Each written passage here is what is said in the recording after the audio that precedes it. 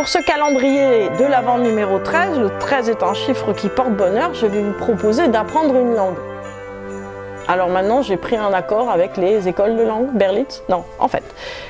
Une des premières choses, c'est que quand j'ai des gens en consultation, souvent ils me disent « j'ai du mal à savoir qui je suis ». Bon, vous savez pourquoi vous avez du mal quelquefois à savoir qui vous êtes? À cause de l'énorme facilité qu'il y a dans notre existence. Cette facilité, en fait, nous plante. Me plante, vous plante, plante tout le monde. Pourquoi? Je vous donne un exemple tout simple. Vous voulez manger un curry de légumes, mais vraiment, vous désirez manger un curry de légumes. Qu'est-ce que vous faites? Tic, tic, tic, tic, tic, tic, tic, ou commandez un curry de légumes Uber Eats dans 30 minutes. Merci. Non. En fait, l'idée, c'est que si vous voulez manger un curry de légumes, vous devez regarder une recette, aller chercher les ingrédients, rater un curry, 2 currys, 3 currys, 4 currys. Au 10e curry que vous allez faire un truc bon, même pas mangeable, mais bon, j'ai confiance en vous, mais ça va prendre 10 currys ratés. Donc en fait, ça, on n'a pas envie. On n'a pas envie des 10 currys de ratés. En plus, on n'a pas le temps. On n'a pas le temps des 10 currys de ratés. On n'a pas le temps de rater des choses. Le problème, c'est que le temps qu'on gagne à commander sur Uber Eats ou aller chez Picard, où ils font aussi d'ailleurs des currys de légumes absolument exquis. Hein. Bon, mais le temps en fait qu'on gagne de ce côté-là, on le perd en séminaire de développement personnel sur comment être soi-même et trouver son identité.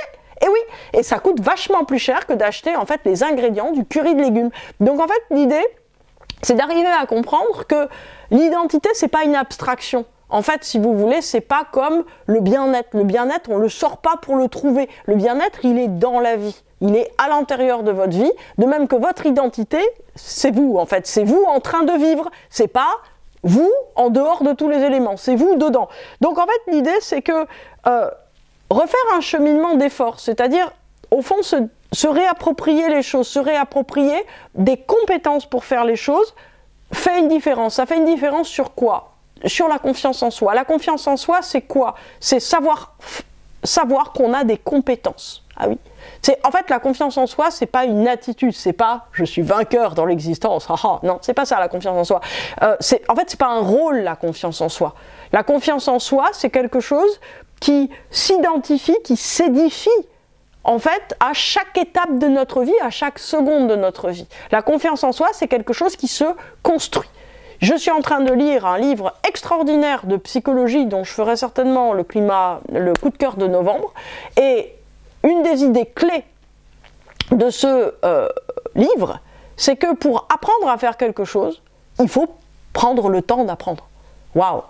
Et je me suis dit, mais c'est juste clair. Pourquoi est-ce que je ne sais pas suivre un plan de tricot? Je ne sais pas suivre un plan de tricot. Mais parce que j'ai jamais passé une semaine à essayer de suivre un plan de tricot. Je prends 5 minutes, 10 minutes et je me dis « Ah, ça m'énerve, je vais faire à mon idée ». Eh ben non, en fait, il faut prendre le temps, tout simplement. Il faut prendre le temps de faire le curry de légumes. Je prends le temps de faire un certain nombre de choses et d'ailleurs, j'augmente mes compétences et j'augmente ma confiance en soi et j'augmente mon sentiment d'identité. Sentiment d'identité qui, comme il est suffisamment sûr de lui, peut déployer, peut se changer.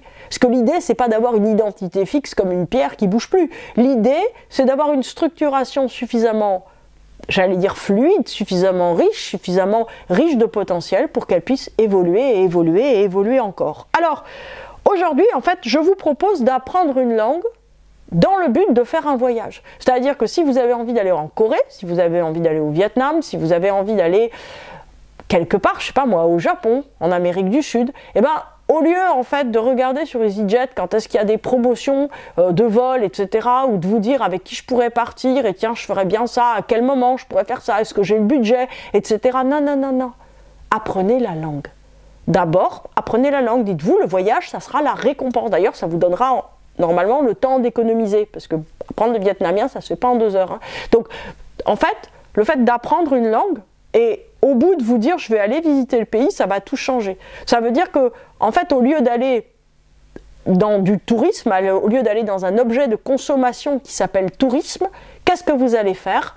Vous allez investir une espèce d'expérience de vie dans laquelle vous allez vous donner le temps de vous déployer vous-même, de devenir quelqu'un qui est capable de découvrir quelque chose. En fait, vous irez, comme on dit en anglais, on purpose. C'est-à-dire que vous irez avec une intention, avec quelque chose. Parce que quand on parle la langue dans un pays, on peut bavarder avec un commerçant, on peut aller dans des associations, on peut parler à des gens dans la rue, et en fait, c'est plus un voyage que vous faites, c'est que vous allez chercher des nouveaux amis, vous allez chercher d'autres gens. Au lieu d'aller bêtement dans un hôtel, vous pourrez aller chez l'habitant, vous pourrez discuter avec des gens, vous allez pouvoir, en fait, réinvestir votre voyage d'une manière complètement différente. Et pour le coup, là, il peut se passer quelque chose d'assez inouï, c'est-à-dire qu'il peut se passer une rencontre entre vous et ce pays. C'est-à-dire que ce pays que certainement vous aimez, c'est pour ça que vous vouliez y aller, hein, n'est-ce pas? C'était pas juste pour vous promener. Bon, ok.